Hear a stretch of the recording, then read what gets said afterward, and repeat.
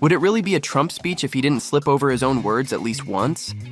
Well, he's back in the spotlight again, and not for the reason he'd probably prefer.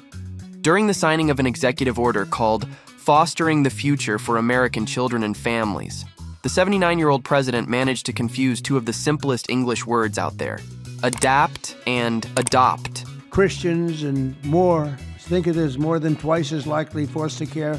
They'll adopt the general population. They adopt to it so easily.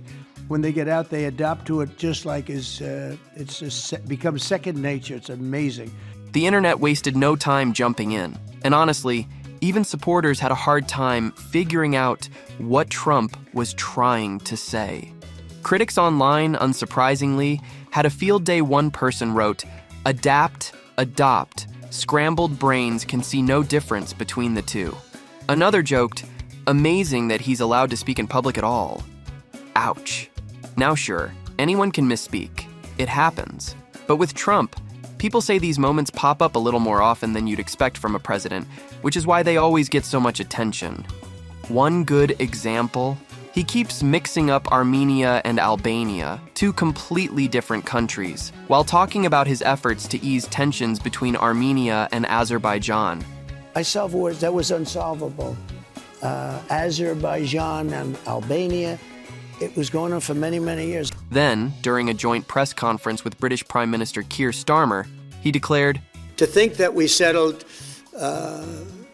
Azerbaijan and Albania as an example, it was going on for years.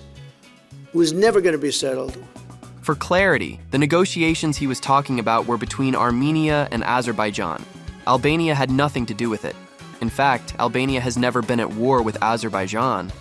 To his credit, Trump keeps insisting that he solved 7 wars since returning to office, and even promotes the Armenia-Azerbaijan agreement as his big diplomatic victory, something fact-checkers have pushed back against. He's also pointed to places like Serbia and Kosovo or Egypt and Ethiopia, saying he ended wars there. But that just doesn't hold up. The Kosovo War ended back in the late 90s, long before Trump was in office.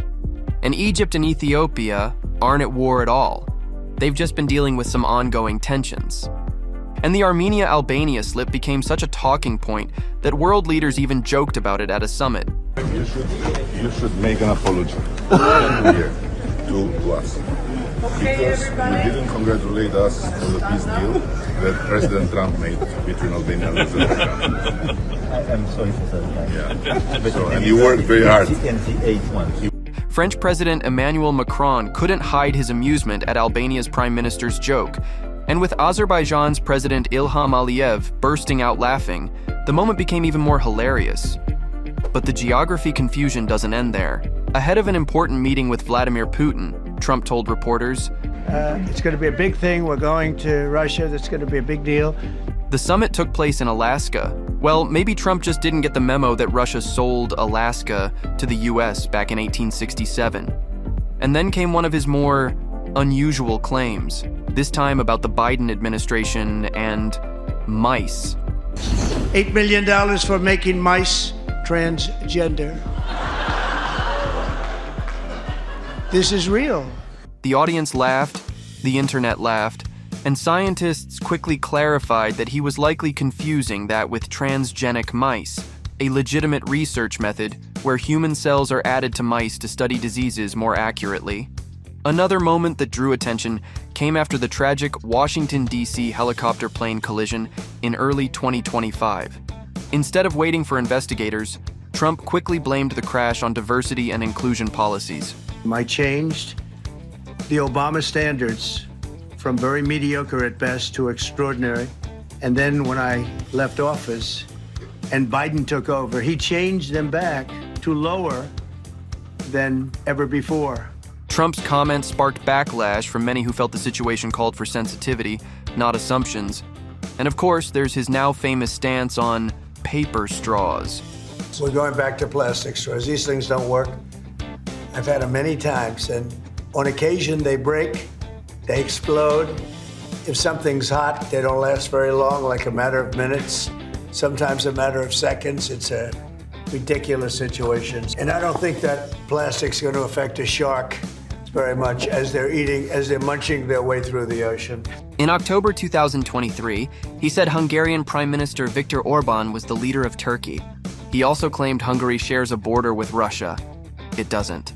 Viktor Orban, anyone ever hear of him? He's probably like one of the strongest leaders anywhere in the world. And he's the leader of, right? He's the leader of Turkey, fronts on both Russia.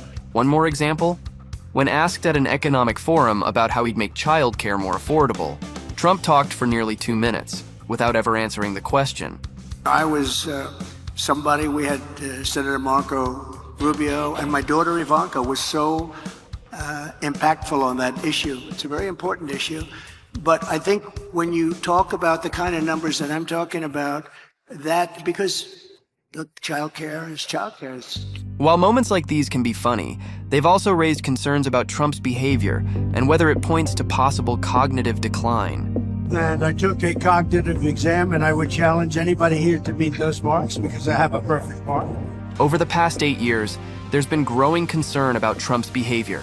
Some of what we're seeing is pretty extreme elements of his decline that are certainly suggestive of more serious impairment. People close to him, and even those in his own family, have raised red flags.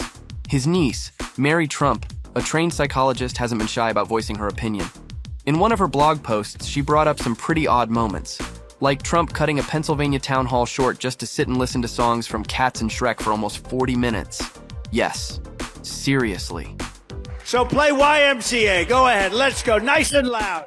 Here we go, everybody. She also pointed to his performance at the Economic Club of Chicago, where he went off on long, confusing rants that, according to her, showed a major disconnect from reality. To me, the most beautiful word in the dictionary is tariff. Experts have been weighing in, too. Harry Siegel, a senior lecturer in psychology at Cornell, explained that Trump's issues aren't just about bending the truth. Most politicians spin things a little, sure. But Siegel says Trump's pattern of dishonesty is so extreme, it could meet the criteria for sociopathic behavior. And now there's another layer, linguistic slips and memory issues. They might sound like small gaffes, but according to Siegel, these are signs of early dementia, even though they are intermittent. The energy is so big, it's so like amorphous, it's all over the place. If you make donuts, it's the stove and the truck to bring them to wherever they're being delivered. Dr. John Gartner, a longtime psychotherapist who's taught at Johns Hopkins, has also spoken out. He's been studying Trump's behavior for years and says there's absolutely no doubt that Trump is experiencing cognitive decline. We'll have an economy based on wind. I never understood wind. I know windmills very much. I've studied it better than anybody. I know it's very expensive.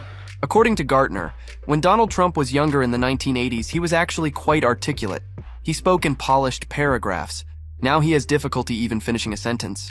The members of our armed forces, and you understand that very well, the members of our armed forces to immediately waive all applicable state taxes despite these obstacles, Karen. The doctor explains he goes off on these ramblings where he is confabulating things. Weird things in which he'll talk about Venezuelans and mental hospitals, and then he'll talk about sharks and batteries or the late, great Hannibal Lecter and Silence of the Lambs. An insane asylum is a mental institution on steroids. Silence of the Lambs. Has anyone ever seen the Silence of the Lambs? The late, great Hannibal Lecter. He's a wonderful man.